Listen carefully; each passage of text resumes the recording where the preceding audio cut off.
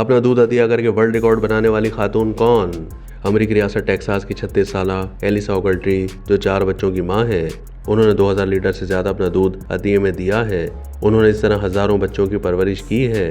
Texas में flower mount की रिहायशी एलिसा ने कहा कि अतियात में पैसे अतिया करना कोई बड़ी बात नहीं है, तमाम उन्होंने मुखैर होने का एक नया तरीका ढूंढ निकाला जो अनोखा और मुनफरिद भी है। उन्होंने रिकॉर्ड मिकदार में अपना दूध जरूरतमंद बच्चों के लिए अतिया किया है। एक गुफ्तगू में एलिसा ने कहा कि उनका दिल बहुत बड़ा है, लेकिन चूंकि मेरे पास इतनी दौलत नहीं है कि इंसानियत की खिदमत कर सकूं, मुझे अपनी फैमिली को भी सपोर्ट करना है। गिनेज वर्ल्ड रिकॉर्ड को अपने इंटरव्यू में कहा कि मैं अपना दूध जरूरतमंद बच्चों के लिए अतिया कर सकती हूँ। गिनेज वर्ल्ड रिकॉर्ड में 40,000 आलमी रिकॉर्ड्स का मजमुआ है। एलिसा ओगल्ट्री ने जुलाई 2023 में 2645.58 लीटर अपना दूध अतिया करके आलमी रिकॉर्ड कायम किया, जिसे हजारों बच्चों ने इस्तेफादा किया।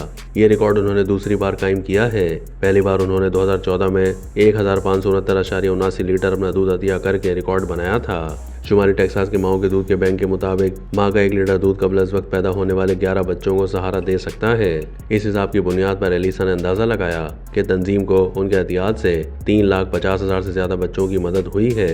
एलिसा ने 2010 में अपना दूध उस वक्त अतिया करना शुरू किया जब उन्होंने अपने पहले बेटे को जन्म दिया, जो अब 14 साल का है। उस वक्त उन्हें पता चला कि वो गैर मामूली तौर पर बड़ी मिकदार में दूध पैदा कर रही हैं। अमरीकी खातून के मुताबिक एक नर्स ने उन्हें अपने बच्चों को दूध पिलाने के लिए जिद्दोजहद करने वाली माओं की मदद के लिए इजाफी रकम अतिया करने का मशवरा दिया, जिसके बाद उनमें अपने दूध के अतिया के जरिए दूसरों की मदद करने का जज्बा पैदा हुआ। एलिसा इस वक्त 4 बच्चों की मां है, लेकिन इसके बावजूद उन्होंने अपने दूध का अतिया जारी रखा। जब उनके बच्चों ने बोतल से दूध पीना छोड़ दिया तो वो दूध अतिया करने के लिए पंप करती रहीं।